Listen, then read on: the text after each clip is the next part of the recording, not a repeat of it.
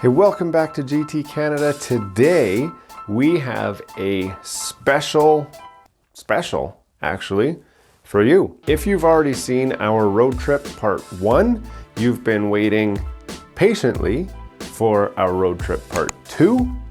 That day has finally come today, but if you haven't watched part 1, you should pause this video right now. Check out part 1 up over here. I'll put a link right up here.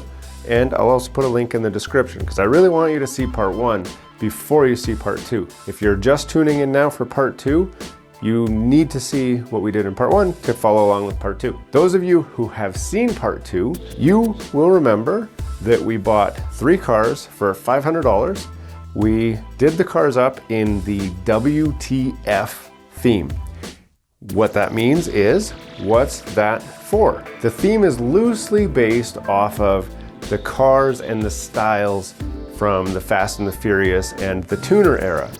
And we bought 3 cars for $500 and we did them up in a WTF theme with kind of tuner lifestyle in mind. And we took those cars on a road trip to try and find out who got the best car, who embodied the WTF theme the best. Now you'll know we made it to the first location, which was at the GT Canada vacation spot. And the cars were all still working just fine, but one of them was in a little bit of a questionable state of repair, and you saw kind of a roadside repair taking place. So this trip takes off the next morning from there, and I want you to come along for this journey with us. So check this out.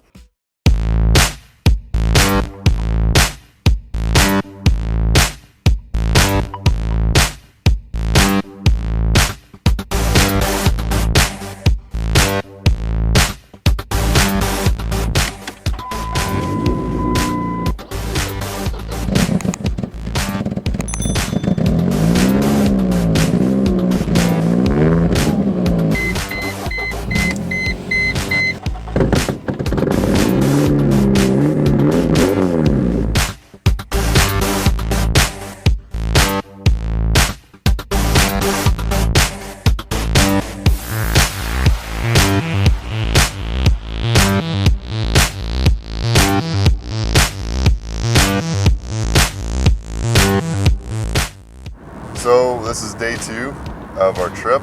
So far, not so bad, I guess, but definitely not good. The car's got a misfire and it's not going away anytime soon. I'll have to deal with that, I guess. It's a beautiful day. Got a nice drive ahead of us. We'll see how this goes. Just want to give a little recap of, I guess, any of the events last night and kind of how I'm feeling about it this morning. We started the trip and the car was running all right, but I just didn't feel like I had much power. And then just as we got to where we were going to do the 0 to 60 times, it just started dying. My check engine light came back on and I lost all kind of throttle response completely. It's kind of hard to tell if I fixed the problem right now just because it was an intermittent problem. Only time will tell. We got a lot of driving to do today, so I'm really hoping that this thing's fixed because it's not going to be fun if I have to keep only getting the first and second gear and hitting the top speed of 70 kilometers. It's going to be a long trip.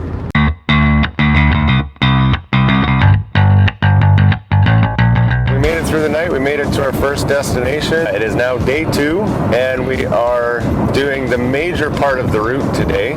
This seat in this car is terribly uncomfortable. I've adjusted everything and my back hurts and I just can't make it comfortable. The steering wheel I can't get adjusted right for my arms. Even though it does slide in and out, it's just something's not right here. And honestly, I would rather be in the truck that I had bought to do this trip, not in a Mustang, because I think I'd be having more fun. The Mustang is supposed to be a fun road trip car, but I'm not sure that this Mustang is a fun road trip car. The other 2 guys are kind of in questionable states. The Mercedes is running on 3 cylinders. It's a 4-cylinder engine. It is running on 3 cylinders and has a fueling issue. The Neon is having intermittent, possibly fueling issues as well, which Jacob thinks he has fixed last night. We're going to do this leg of the trip and see how things go.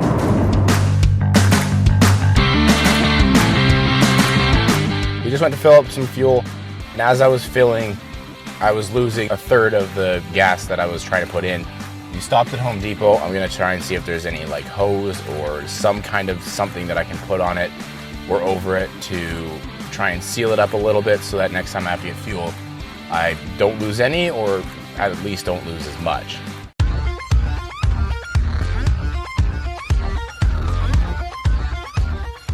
Jake made us pull over to the nearest Home Depot for a bit of a shopping spree. So we ended up at the gas station this morning, filling up his car. Lo and behold, the filler pipe that we may or may not have pointed out to him is rotting away. As he's pumping gas, it's leaking all underneath his car. So we hastily left the gas station so nobody yelled at us and went to the Home Depot there to find some tape adequate enough to seal up a gas filler pipe. Now, honestly, I don't think it's gonna last. I kind of hope it doesn't, because his paint job, it just looks too good. And a fire would probably remedy that. Not the whole car, but just a little blemish would be nice. Just so he's got something to deal with. I don't know how he does all this to this car and misses completely the filler pipe that could end his trip. We'll see how it goes. He's fixed it for now. I don't think it's gonna last, but maybe it will.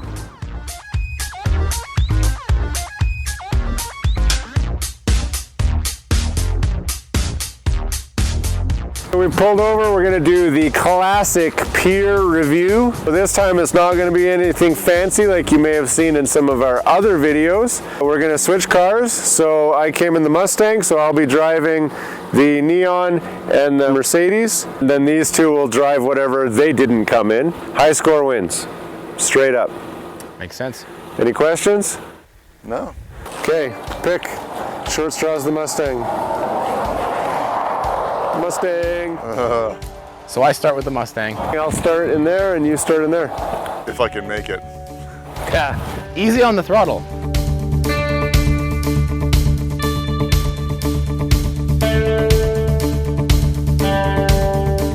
I honestly don't need to drive this thing, because when these things came out, I inspected them and tested them before we sold them to customers. I've been in so many of these.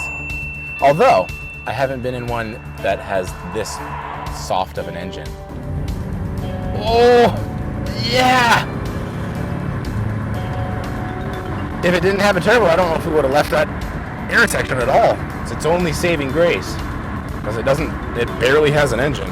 I'm not sure what to say other than the obvious. It's got all the interior and the exterior of a true American muscle car that everybody loves. I don't care whether you say Mustangs are overrated or what. Everyone loves the Mustang. The only problem is this one didn't come with an engine. It came with a vacuum cleaner motor, I think. At least my car's fun. Inside, as long as you're just cruising at 100 kilometers and you don't really need to use any performance, feels like a muscle car. And I love muscle cars. I'm gonna give it some high score for just the way it looks, but I can't give it much for the way it drives just because it's so disappointing.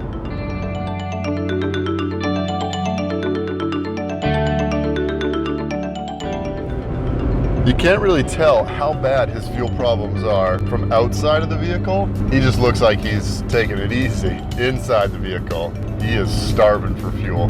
I'm surprised he beat me on the 0 to 60. I don't even know what speed I'm doing. The speedo doesn't work. What the heck? It's hot, it's slow, I'm sweaty, my sunglasses are sticking to my face, and it's shaky. How can it be so many things, yet nothing? It's rattling my watch. It's gonna break it. The fun part about having a manual is stifled by the fact that you pop that clutch out again and it goes. Steering wheel isn't straight, which is exactly like my car, but whatever. He's got twice as many wipers to replace as I do. Yeah, I'm not sure I would have put as much effort into the outside, knowing how much work it needs under that hood.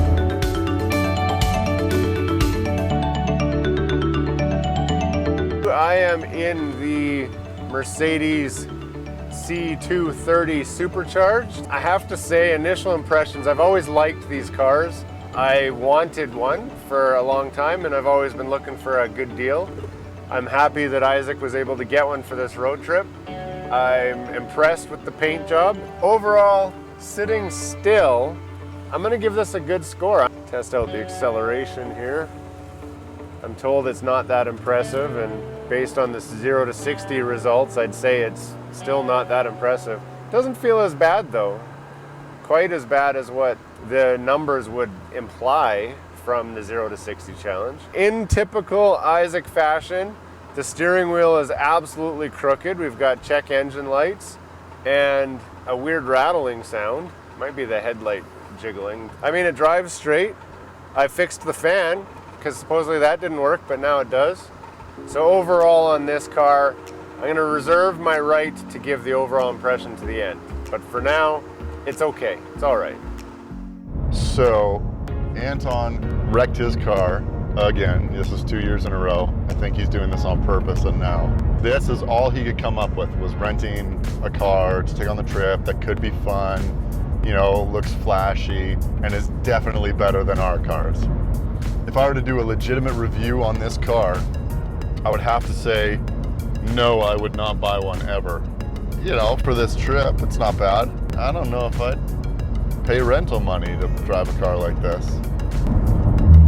My car's got character. It's got a story. It's probably been through some things, and it's going through some things right now. So we're in the Mercedes now, the blue car. Once you're going, it holds the speed pretty smooth, but starting out it bounces you around pretty good. It's relatively comfortable. It is a Mercedes, so they do that pretty good. It doesn't really have much get up when you step on it.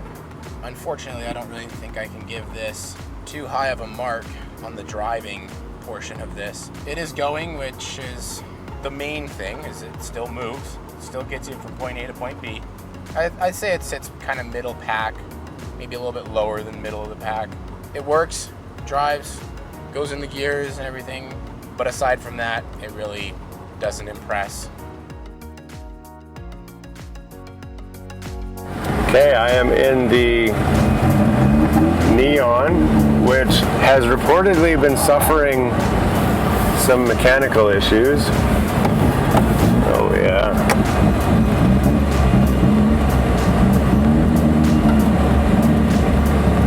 Oh my goodness. I don't even know if this thing is running. All right, we're gonna shut it off. Give it a second, then try again.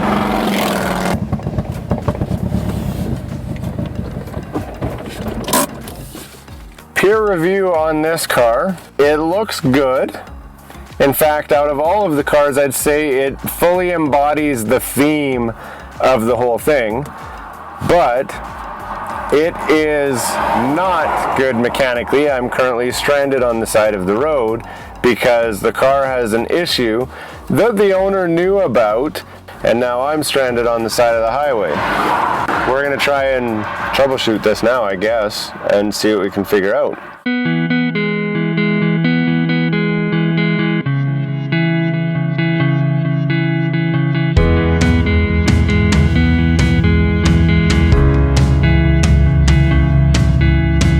My theory is you've got a tank full of rust, and that your plugged fuel pipe or your plugged fuel filter was a plugged fuel filter. You took it out, which was wonderful, and now you've got a brand new plugged fuel filter full of rust. But there's a screen on the sending unit, so it shouldn't suck that up. If anything, it'll restrict it from the pump, but... Well, and that could be too. Maybe it's just getting stuck to the pump, and then when you sit, it settles down, and then it sucks back up. Also a sound theory. So what we do is we limp this thing till I've got an empty tank, pull the sending unit out, and scoop the rust You're not going to have an empty tank until Canmore. Well, then we run it till empty at Canmore. How long is it going to take you to get to Canmore? I don't know. I'm not leaving it here. Why not? I'm sure these people will respect your property. Well, I'm not leaving it. Okay, so What do you want to do? Well, I'm gonna keep going on the trip. You're just gonna keep pulling over? Bye. Yeah, you aren't going very far in that thing. At least you're not going very fast in that thing. You just don't know how to play with it. All right, so your plan is? Clear the codes and see how far we go. All right. It's not a plan. You got your code reader? Desperation. That's the only option we have right now. This is what happens when you choose to not fix problems before you come. You have problems while you're out on the road. Well, I fixed the problem that I thought it was, and I had no indication of anything else. So. Yeah, you fixed it on the road. Yeah, which took no time out of our journey. But it didn't fix it. Something's plugged hard. You're not going to fix it on the side of the road, and it's not going to heal itself. Cars don't do that? Mine does, sometimes. But that's special. A plugged fuel system doesn't fix itself, no. Now, I should pause here for a second and just explain what our rules have always been, our understood and agreed on rules. And that is, if at any time a vehicle became inoperable or unable to complete the journey, the plan has always been that we would remove our belongings from that vehicle, we would push it into the ditch, take our license plate off, and continue on the journey in the backseat of somebody else's car. If none of the cars are continuing to run, we would hitchhike or catch a bus or whatever. There are no support vehicles on this trip. The 3 vehicles that you see are the only 3 vehicles on this trip. We do not have a camera crew that's following us. We do not have somebody kind of off in the distance coming with us just in case something happens. The tools we brought in the cars that we're driving and the people that are there, that's all we have with us. So this is not a major big production. We now have a car that is in extreme jeopardy of not completing this trip. We've never, ever left a car behind. So I know you're wondering, did Jacob get the neon going? Did we figure out what the problem was? Did we get it back on the road so that we could get to Canmore? Did we make it to Canmore? Did any of the cars make it to Canmore? These are a lot of questions that are going to be answered in part 3. Originally, we thought it would just be a 2-part series, but there was so much there that we had to break it up into 3. So part 3 is coming. It's being worked on right now. If you haven't subscribed to this channel already, subscribe below, hit the bell. So when part 3 comes out, you'll get a notice and you'll be able to watch it as soon as it drops. I'm actually really excited to see kind of how this edits together. Obviously, I know the results. We got a lot of really great footage coming up. You don't want to miss it. While you wait for it to come, you can check out some of the videos over here.